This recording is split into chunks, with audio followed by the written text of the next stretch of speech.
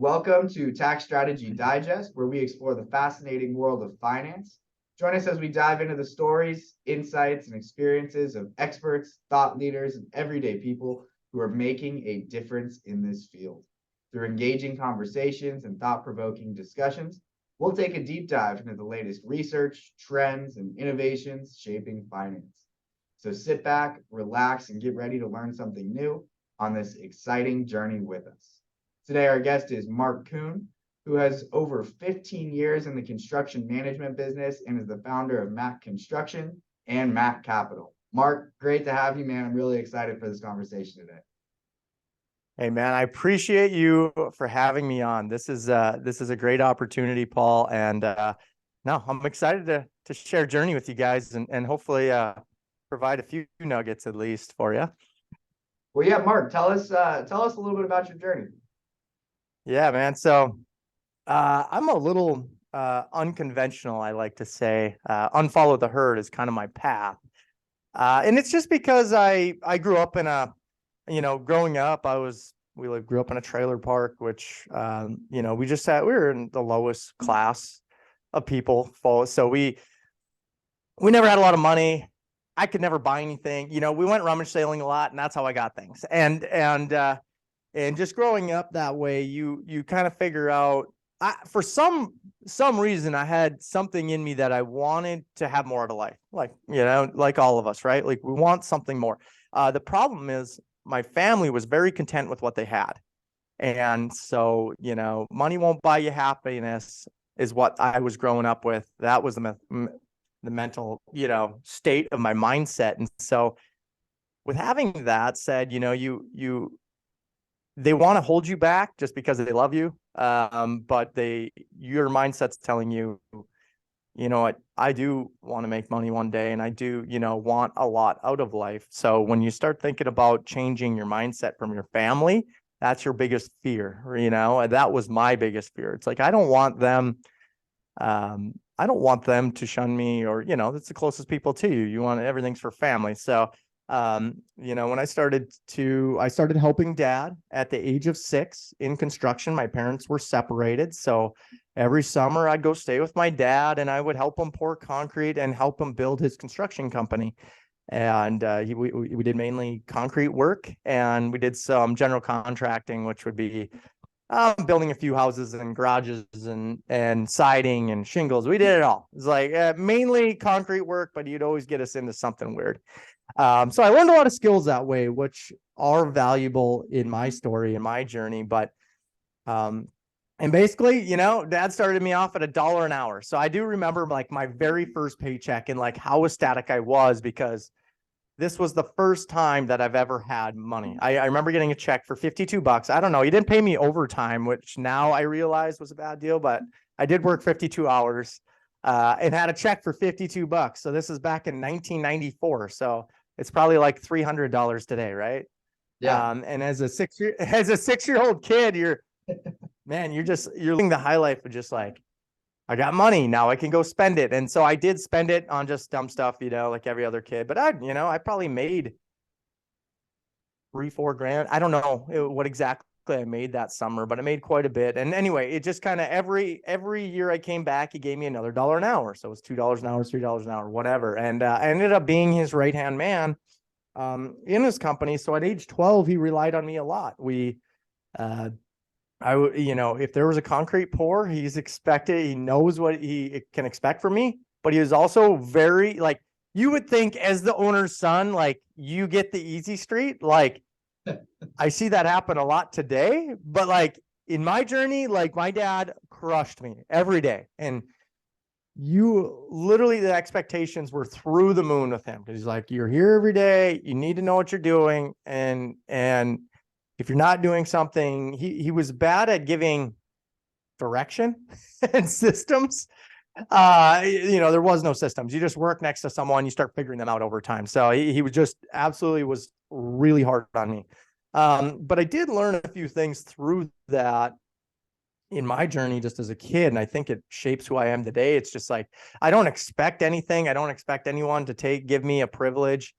My dad was very hard on me. He kind of shaped me who I am today. So I am grateful for him and I get along with him well. But as I went into like college and that, we started butting heads a little more because I was figuring out some things, and I think he wanted to like shelter me from the business life because he's like, go to college. You know what? You don't want to be pouring concrete the rest of the life. And I'm like, yeah, methodically. Yeah. So we go to college. That's what everyone else is doing. Let's just take that path because apparently when you leave college, you're super successful and you have the easy street, which is not true, but that's what my parents were telling me. So, here I went to college and I don't think I learned much in college. You learn how to drink your first beer and you learn how to,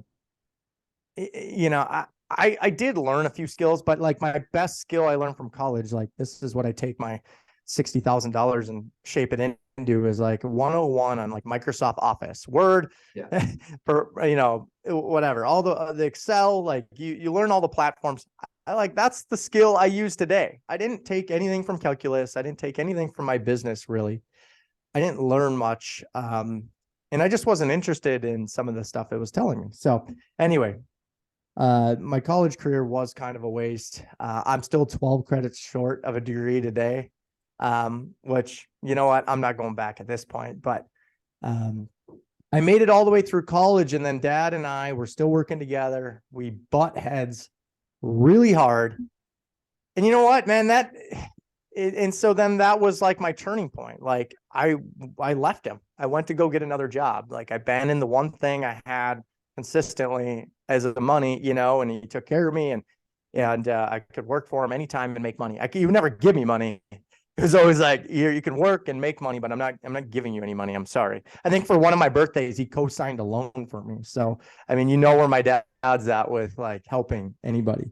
So yeah, anyway, I made it to, and then I worked for a year at a W-2 and you just start realizing some of that. It's like, I don't really like being told what to do. And I want to innovate the process. And then they're like, no, let's hold him back. And then, my mindset just got really weird. I'm like, God, I could be doing more. So then I started doing side hustle construction work because I love that. Well, it didn't take long. I closed on a house with my W-2 I had, which was a good W-2 job while I was going to college. And we closed on our first house. It was during the 2008 recession. And they gave you like an $8,000 check. And then my new fiance that I met, she had like a $6,000 car paid for, or her parents paid for. Well, we sold that and leased a car. So we had a check for $6,000 to close on the house. And then, yeah, like, I don't know, you're a tax guy. I don't remember, but you got like a check either, I don't know, a few months later or something. I don't remember. Yeah, and you it might was have like a some first seller credits or something like that from the owner. Yeah. Something along the lines. Yeah, you got like, Obama was sending checks out for, first home buyers. Cause of course the economy was just dog, you know what I mean? Yeah. We were in North Dakota, so it was doing okay here. North Dakota's kind of sheltered because we had the oil boom, of course. But yeah, we did buy this house and, we had almost 14 grand more to our name than we've ever had ever, right? Wow. Like I think there's 68% of people living paycheck to paycheck today. And it's going up, so you can see the economy is really tightening just with the interest rates, but yeah, in that recession, it's like, okay, so I worked up until about 2009. I literally closed on this house. I think it must have been 2009 is about when we closed on the house. And that's when I was like, babe, I'm quitting my job. Like, I'm done. I left. And it was a mutual agreement. I think I might have got fired or we were going, me and my boss at that time, we were going heads up against each other. So it was like, we both kind of mutually split ways. And, I had a lot of fear, it's like, oh God, we closed on this house. I do have a lot of money in my bank account, more than I've ever had, but I need to figure out how to pay the mortgage and then like figure out like the fiance, like show her that like, hey, I didn't sell your car just to quit my job. And like, there was a lot of debatable stuff there. But I made a decision that was like, hey, I think I can make money doing construction work. I know for sure. At that point, I went away from dad the previous year, so it was very difficult I couldn't go back to him, right? Like I'm too stubborn for that. Like and he's too stubborn to let me back in. So it's like, you're on your own. All right. So, and then I started Mac Construction. So in 2010, that was kind of my outline. And I didn't know anything. I have 12 credits short of a degree in business, knew nothing about business. So this is going to tell you what you're learning in college or what your kids are learning in college doing a business degree. I knew absolutely nothing. I didn't know how to do my books. I didn't know how to write an estimate. I didn't know how to freaking track the cost of a pickup. I knew nothing. I knew nothing about starting a bit. I didn't know there was an LLC. I didn't know what an operating agreement was. I didn't know, like, there's a handful of things that you should know leaving college. And either I wasn't paying attention or I don't think they ever taught us anything about going out on your own. So that was a journey, man. Like you have to realize that you need to educate yourself in. I wish now I knew what I knew now back then, but I would be a lot further today. But I was just figuring this stuff out. I wasn't asking anyone for help either, though. So I wasn't helping myself. And this went on, so my first like 5 years of construction, I'm just like doing more work to make more money, doing more work to make more money. Well, I realized I've been pouring concrete since I was 6, like my knees, my back, like I knew I was only like 25, 26, but like my body was getting like tired. Yeah. And by doing that, it's like, yeah, okay, well, then I was like at a mindset of like, wow, like this business is totally reliant just on me. Like if I go down, like the family, then I had a kid and I was like, oh man. So now I'm like trying to figure out how do I make this business not rely on me, or how do I find another way to produce revenue, and I think I started talking or looking up, I don't know. I was talking by my phone somehow, and I must have said the word real estate or something. Grant Cardone pops up on my phone. Of course he does. Yeah. He's like, you got yeah, the guy's a maniac, right? Like, I'm like, all right. He's like, you got to be doing what the super wealthy are doing. I'm like, yeah, what are they doing? It's like, I thought that's what I was doing. I was starting a business and working really hard. And the problem is that's all I was doing is working really hard and not really, I wasn't keeping any money. I wasn't keeping any money in my name. So that had a really big impact on me in 2016 and 2017 on just like, I was in a tough spot. I had like anxiety. I was going treated at the doctor. I had night sweats. I mean, I wasn't sleeping. I was drinking more often and wasn't taking care of myself. I was in a lost space, and it was just like, it was actually really scary.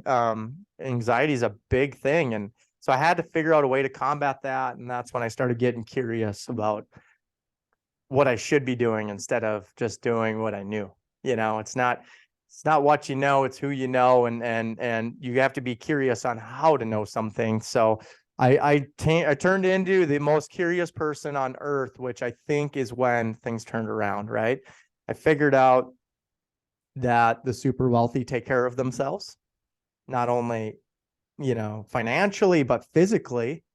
They're drinking water, they're doing these things, they're posting online about what they're doing. I was like, that's rah-rah, like before I just like, who's doing that, and it's like, but then I realized the more you search into these people, it's like, you start finding common themes. It's like, man, I'm just hanging out with the wrong crowd. Probably my 5 closest friends, I'm just another little branch of them. And it's sad to say that, but like that was the honest truth. My 5 closest friends were all concrete laborer guys, it's like, you're going to be who they are. And so, I started changing my ways, and then I started getting curious into real estate. And I know you do quite a bit in real estate today. And, we fast forward a little more through from that very pinnacle point all the way to the end. We're doing about 25 million a year now in construction. Wow. And, I have a couple hundred real estate units, and I have a couple 100,000 square feet of storage space that we use called luxury storage. I turned from, into a money making mindset into a money keeping mindset. I, I learned a lot through that process. Nice. And I want to So, get back into here very shortly. I want to get into Mac Capital, but I noticed on your LinkedIn, and we'll probably also touch on LinkedIn a little bit as well, but I noticed on LinkedIn you talk quite a bit about some deals that you've done over maybe the last few years, and they've been separate deals, but you've done them with no money down. Would you yeah. mind walking through some of those? Because a lot of people, at least today, like you were saying, interest rates are way higher. The market is a little bit in turmoil, not as much as 2008, but it's Yep. definitely in turmoil, regardless of what anyone's going to tell you. So, what Yeah. what are some of those tactics you're using? I mean, how are you even coming out of it with no money down? Yeah. Well, I mean, I'll start back with '08. I didn't even realize this in '08, '09 when I was buying that first house. I I I didn't have much money. I told you that. Like I just didn't have much capital. But it wasn't going to hold me back from buying a house because I thought that's what everybody did, right? Like I probably would have done everything a little different today. But it was like I had the new fiance and hey, we got some equity in the car. We could go get a cheap lease because they're trying to give away these cars on a lease and it was like 0% interest. So um, but I was creatively financing basically that house. I asked for most of the down payment coverage from the seller. I kind of gave him price in order to bring less cash in the deal. And then I had a bunch of cash in my pocket. So I literally bought a house and had the most money I ever had. So that would be like my first creative finance deal. And obviously I have a passion for doing deals. But I didn't know it at that point. I was just like, that was fun. I thought you did that once in your life. And then you just wait 30 years until the mortgage ends. Yeah. But then when I came curious in 2017 with like trying to keep more money, and then I realized that, man, I started figuring out small wins doing creative financing using not a lot of money because I didn't have a lot of money. But then I had Mac Capital. I was like, I need to teach other people how to do this. So in 2020, that's when we did Mac Capital and just really trying to educate others now is like my passion. Like you can do a couple deals and it can literally change the whole landscape of your legacy or your life and what you're going to leave for your kids. So it's very impactful for me. And then going up into deals I'm doing today that I share every day on LinkedIn. I literally have the most transparent email called Unfollow the Herd email that's attached to my LinkedIn. I literally will break down the deal, exactly how I did it, exactly how I negotiated it, and what it looked like even on closing statements. So I'm just trying to like transparently show people that it's not as difficult as you would think. But I'm getting deals done right now. Like everyone could sit on the sidelines and say, hey, let's wait till things get better. I'm going to wait to buy a house. I'm going to wait to do this. It's like, okay, you're 22.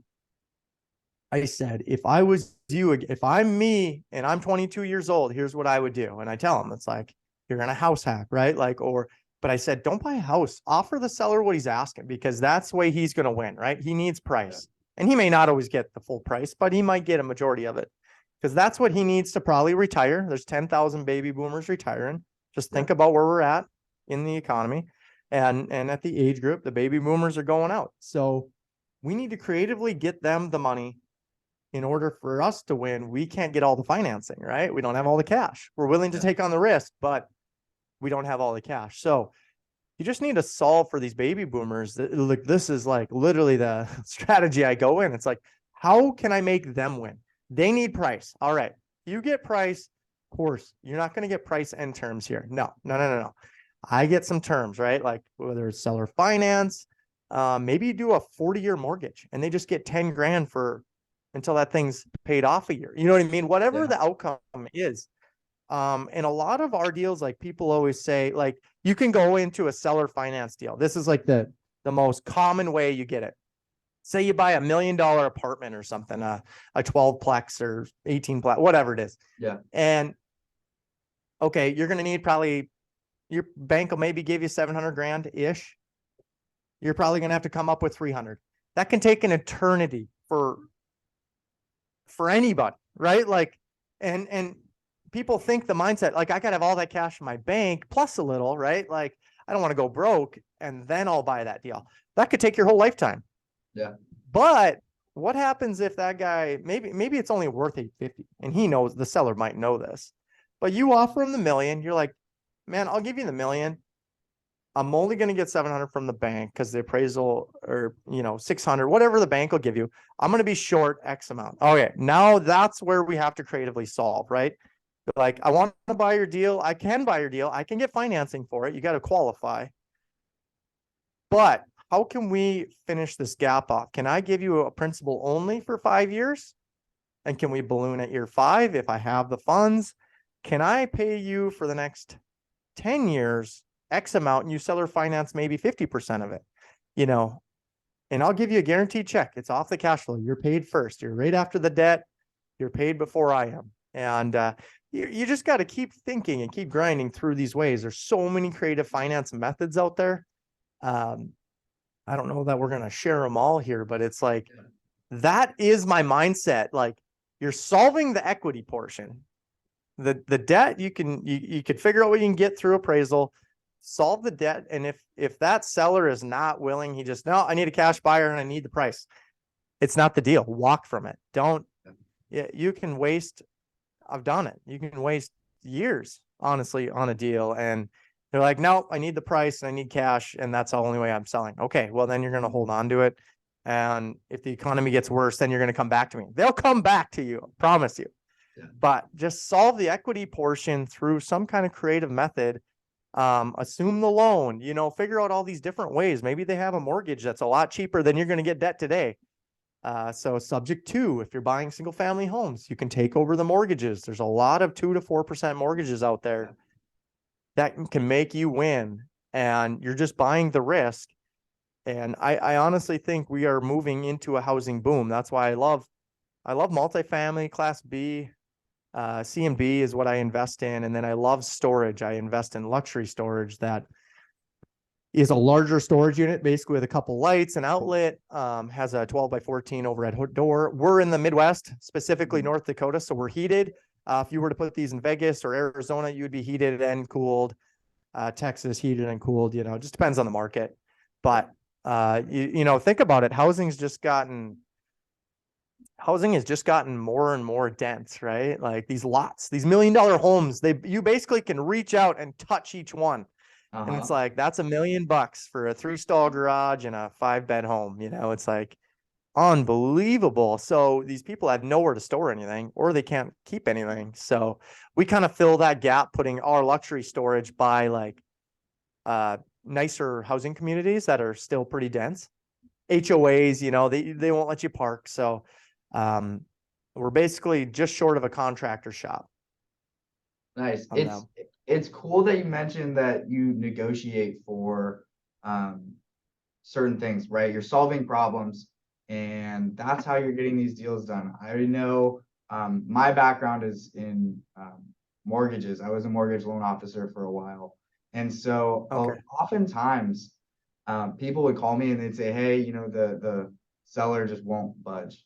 And I'd say, oh, well, did you ask them if they could do X, Y, and Z? And it was something as simple as, hey, you're getting a VA loan, you can get up to 4% in seller credits. Have you asked them about the carpets that you want to redo? I mean, that could cost $20,000, right? And you can get that in a seller credit. So, there's different ways around. And they're like, well, my real estate agent said it's not getting done. And I go, okay, well, have your agent call me. And so I would coach their agents and I'd say, hey, look, you need to make this deal work for them. You can do, X, Y, or Z, and it'll get the goal accomplished. It's going to work out for the seller. It'll work out for your buyer. And like, oh, I didn't know I could do that. And so it's those little things where I think it's just solving problems, exactly like you were saying. You're solving the seller's problem where you're giving them what they need. Because realistically, they have to go buy another house, or they're going to retire and they need to live on that money. So they have a certain price that needs to be met. So I think that's really cool. And I know it's a little bit of a tangent we got off of, but I do want to stray into LinkedIn a little bit more, because that's actually obviously how I met you, and I just love what you're doing on LinkedIn. So why don't we start really just with your LinkedIn bio, right? It's the first thing you see. right when you get to your page, and it's that you help 9 to 5 professionals build passive wealth with real estate. So how do you do that? Yeah, man. So that's where I created Mac Capital, right? Like my passion now, when I discovered what I discovered from 2017 to 2020, I'm like, wow, you can do these deals with zero cash. And in any economy, it doesn't matter the economy, it just matters to solve the problem for the baby boomers that are retiring. Those are the biggest problems we're solving right now. There's the biggest wealth transfer in the world, in our nation happening, and you have to take advantage of it. And you're solving problems. But like, yeah, so LinkedIn, I add, I really help push value. So I'm just giving away free value, trying to show you what I'm doing and how I'm doing it. And hey, if you don't, you know, let's just say you're a high net worth earner, you're an attorney, you're a tax guy like yourself, you're whatever you do, you don't have enough time to do real estate. Yeah. I give you an opportunity to invest in real estate. It's just called syndication. And I develop properties and stabilize them, and then I basically back fund some of my money out to go and do the next project so I can let other investors in. So I invest both on the GP and LP sides, which just would mean I'm the general partner. I manage the project, and then I also let limited investors in, limited passive investors, and I like to invest actually on both sides of both of my deals, on any of my deals. But it allows the passive investor who doesn't need more to do in his life. Maybe he's a doctor making 600-700 grand a year. Hey, that's great, but he's like, I really don't want to deal with owning a property just to take the tax benefits, because there'll be tax guys like you out there saying, hey, you should do some real estate. You should buy this. Well, it's a job. Real estate is anything but passive. I'd be the first one to tell you that. And I own a construction company and management and all of that. So we allow those high net worth earners, and you don't even have to be a high net worth earner. You can be a guy making 50 grand a year. But if you have savings that's just sitting, investing in a bank that's paying you, yeah, you might be earning 5% this year. But how good would it be to invest in a project, not do anything, but be a passive investor and get reports sent to you? And you can still get the tax benefits, because that's what I love about syndication versus REITs, or other ways to invest, and even funds. You don't get the true tax benefits that you do in a syndication. And I believe if you can trust a operator that is doing it himself every single day, we're doing the right things. We're providing you like the track record and the cash flow that we're providing. If you like boring assets like I do that make money, Class B and C multifamily and storage, I said, well, then you're a passive investor that should be on our team or with us. And I not only, if that person wants to be a partner, I've viewed things that way too. I've built, with deals with just partners. But I allow the passive investor to just say, hey, here's 100 grand, and I want to have the passive investments and the tax deductions and the appreciations and the cash flow and all the benefits that you would invest in real estate, but I don't need any of the headaches, because I'm going to be, like I said, I'm going to reiterate, real estate is not passive. It's not. It's the furthest thing from it. You can have a property manager, the best property manager. I don't care. He still needs managing, and he does not care about your property as much as you do. So I just like to reiterate that. But yeah, so now I'm just passionate to help other. It could be high net worth earners. It could be the $50,000 a year guy. I'm passionate to help them all. Like that's where I was, and that's where I started. I just figured things out slowly and surely, and now we're 6 years into this, and now I can help people. It's just more satisfying for me even doing a syndication, and I don't do a ton of them. I don't invest raise a ton of money, but we're building up to that, because now there's more and more people within my network. It's like, hey, what's the next deal? What is it? So then it's creating pressure back on me. It's like, oh, I'm not taking bad deals, but I'll get you in a good deal, right? Like, so just be patient, and when the deal hits, put money in if you want to be in it, or don't. So I do like it. It fulfills me a little bit, and I get to provide a lot of value to others, just through education on LinkedIn or helping them invest passively, which I don't know if you do some of that, Paul. I guess I wasn't sure on your investment career. I haven't done any passive investing into real estate, but after this call, we'll have to talk a little bit. Let's do But it. Let's do it. Yeah. I did want to ask you, for people who might be watching and they're probably wondering, hey, what's either the minimum or maximum that they could invest with you if they wanted to come in passively? What would that look like? Yeah. So right now, we have one investment that's, 50 grand minimum is typically what we do. We sometimes get down to 25. It just depends on the raise, on how much you're trying to raise and how many investors you want to get into it. We typically start a deal 506B, which would mean you don't need to be an accredited, meaning you don't have to make $200,000 to $300,000 a year, and you don't have to have the $1 million of net worth. But we love to turn our unaccredited investors, which would be your just conventional, your 95% of people, or 99, and turning them into sophisticated investors. So the next time, maybe they go do their own deal and they learn something with us and they want to go do it themselves, or maybe they want to invest in our next deal. And then our accrediteds, they come in, but typically a $50,000 minimum is where we've sat on most of our projects. Okay, cool. Yeah.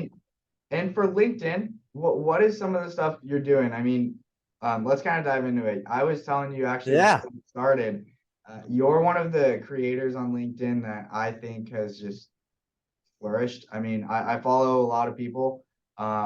Some of your content is the most exciting to me. Every time I read it, I'm actually engaged. How have you stayed so relevant in that? How do you think of good ideas, good content to post? I mean, is it what you're doing every day? What's that process like?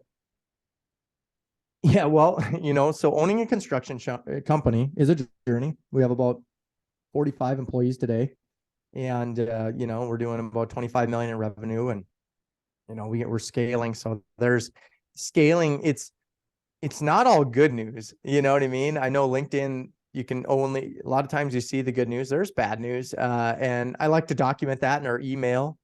And it's there's challenges, right? Like, I'm just documenting my journey, to try to own a couple million square feet in luxury storage and trying to own 1,000 units in multifamily. I'm documenting my path and journey. Now, any of us would see our journey pretty boring. I try to take a handful of pictures and stories. And then I realize usually I'll sit down after a week and reflect a little bit and try to write out hey, what did I get done this week? Because I feel like I did nothing. I didn't get a deal closed. I didn't, whatever. But this happened. Hey, I did employee reviews, or I did, I did do this real estate deal, or I can help them on the journey that I've had in my past, and I can share a story about that. And it helps inspire, and that's the engagement. But then, and then I kind of work it back and forth, meaning a story from my past, and then I try to bring it to what I'm doing today, try to stay relevant.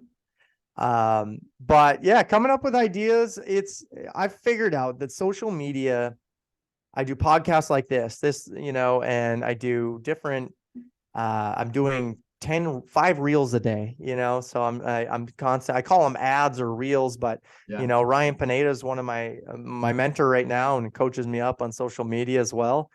And, he's really helped me come a long way on delivering mini ads, is basically what a reel is. And I just try to keep providing more and more value. So I think when you run about ideas, you can use ChatGPT, you can use all these tools now we have, right? And on LinkedIn, I think the engagement is, you have to start thinking opposite, like, hey, what's your situation right now? What's not working, right? Write down all the things that aren't working right now and try to flip the script. So some of mine, I'll say, hey, this didn't work, this doesn't work, this didn't work. But if you have success, you do this, you do that, you know what I mean? It's just you want to create, you want to hit people's emotions, it's like they're stuck. A lot of people feel stuck all the freaking time. And it's the same with content. When you start producing, like we're doing 128 pieces of content a freaking week, delivering, 7 on LinkedIn, 3 on Twitter per day. It's like, you got to have the right team too that can help you gain those ideas. Cause I'll just get stuck and I have a couple of teammates on my social media team, and they're just like, Mark, that was crazy. It's like, talk about this. So you do have to have a team. You can use your buddies on Upwork and Fiverr. Find guys that can, use your social media and help create ideas. But yeah, you gotta, so it's a lot of writing and a lot of thinking is what you end up doing. Yeah, And trying to stay relevant and engaging is the difficult part, right? yeah, Like it's the same in YouTube videos. Like I said, I've been doing this game for 6 months and I've grown to, I think I had 2,000 people on my LinkedIn when I started, and geez, I'd have to look. It might have been like 2012 or 11 or something. I got on LinkedIn, and in 2022 in November, I decided to hit the game. So that'd be 7 months now, but they're just about 7 months. And, we've grown to, I don't know what we're at, 15,000 or something like that wow. today. So, it's working. My journey, even though I thought my journey was boring, to be honest, but it seems like people enjoy it and they like the Yeah. transparency, and a lot of them turn into investors too, because I think they start trusting, the grit that I have and the passion I have for what I do. No, I love it. I mean, that's honestly, that's the complete reason I reached out. I really enjoyed your post. I just felt like it was someone that was genuine, I could get along with, and I was like, you know what, I'm gonna reach out. I think it'd be a really fun conversation. I'm so glad I did. And Yeah. I do also want to talk a little bit before I forget about it. I want to talk about the market itself, right? The market is so wishy-washy right now. And we touched a little bit base on it, right? You mentioned 2008, 2009. And that was kind of when you started really getting into things. How do you think that Mhm. maybe some of that experience has gotten you to get into the right deals now, right? I mean, how are you able to sort of determine the risk and return factor um, on these newer properties that you're getting into, new projects you're getting into, et cetera? Yeah. So you gotta think I'm in construction, right? So we're developing probably half of the properties, and we're Okay. and we're finding the other half of the deals. So I don't think, in a recession, you just got to figure out, okay, Grant Cardone says this, I can't even say it. I can't, but everyone needs a place to live, and he invests typically in Class A apartments. Why does he invest in Class A apartments? Well, he understands that they're not going to be able to afford a home. So they're going to buy a nice, they're going to, they're going to have a nice apartment. Yeah. It's lots of amenities and whatever. So, and you got to understand that, um, I'm in B and C multifamily, but you got to understand too, it's like in the storage game. It's like everyone's downsizing, so they need a place to store their stuff. The housing, no matter if you're in the 1 to 2 million, the housing is getting more dense. You can't have outbuildings and you can't have this Yeah. and HOAs. But investing in like recessions, you just cannot sit on the sidelines. Like everyone tells me, like, oh, I'm just gonna wait till the interest rates get lower. It's like, it just kills me to hear that, because that's where the opportunity lies. Do you think any good deals are gonna, if the interest rates drop to 4%, do you think there's gonna be any good deals tomorrow? No. No. We're gonna have bidding war. We're already having, I just did a reel yesterday on right now we're at 7% interest rates, right? The housing should be coming down in value. It's not. It's hovering or going up. Yeah. And why is that? Well, the supply is so short, right? Everyone's got cheap mortgages. No one's willing to give up anything. No one, so um, supply is all-time low. People are not selling, they're not moving, they're not doing anything. Right. And so it's keeping things elevated. And I see housing in the future getting more crunched, because there's developers like me. I can't get new deals to pencil at 7%.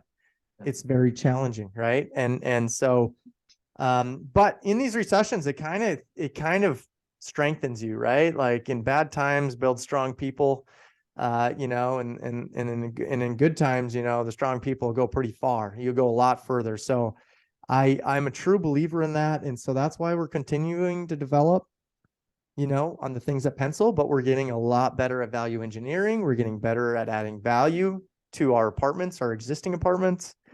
And it is just not a freaking time to sit on the sidelines. Like, Yeah. creatively finance it, figure out, solve that baby boomers problem. That's probably who you're going to be dealing with.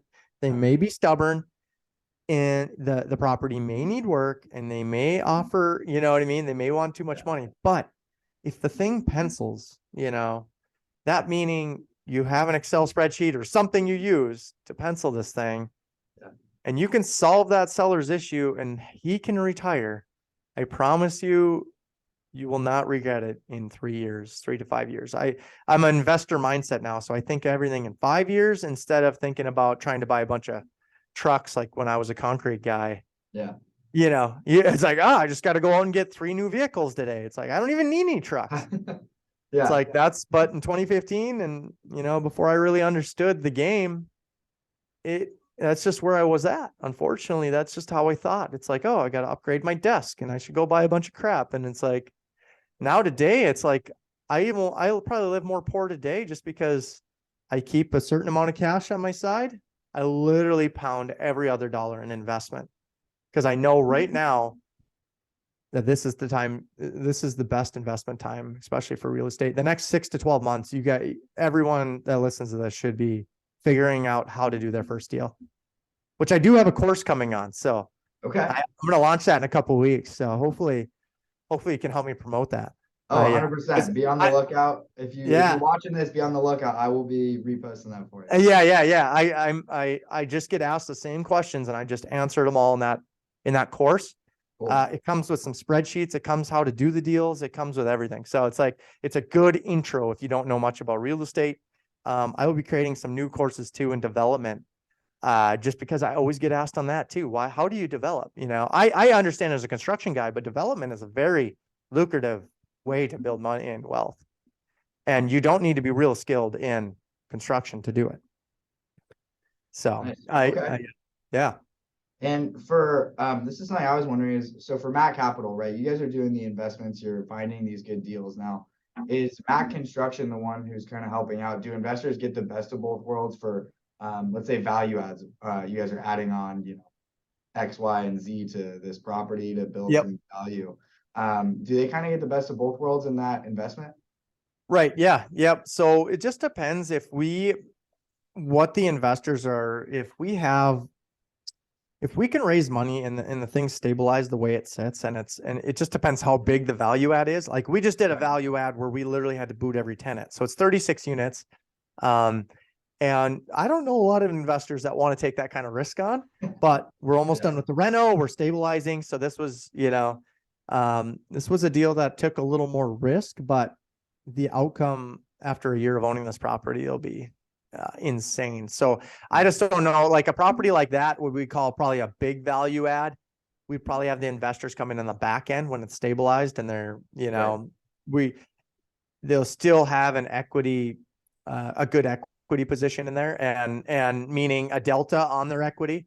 So cause I think stabilized, we're like 2.5 million valuation and it's 2.8 million, in about a year after the performance sets in. Wow. So we'll give the investors that, but on a small value add, we'll let them in right at the beginning. That's obviously how we'll take down the deal and then try to add some value during the play.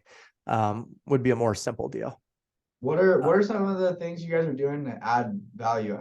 Like, is it small things? Is it like, hey, tearing down the inside, redoing it, or is it something larger? I mean, are you adding maybe storage units like on the land to the left of the property? What does that kind of entail? Yeah. Well, the adding value is an interesting piece because you got, when we turn a unit, we'll just call it a full turn. So, usually if you buy a 70s or 80s property, you can sometimes get original units. Like I've seen shag carpet, but if the delta of you fully turning the unit, which is probably going to cost you 10 to 20,000, depending upon where you live, you just got to figure out, can I crank the rents $100 to $200 and will it be a better stabilized property at the end of the day? So you have to make those. When it comes down to just turns and like common ways, the hallways, lights, carpeting, paint, whatever, that's a small value add play, but you can add tremendous rent value to it.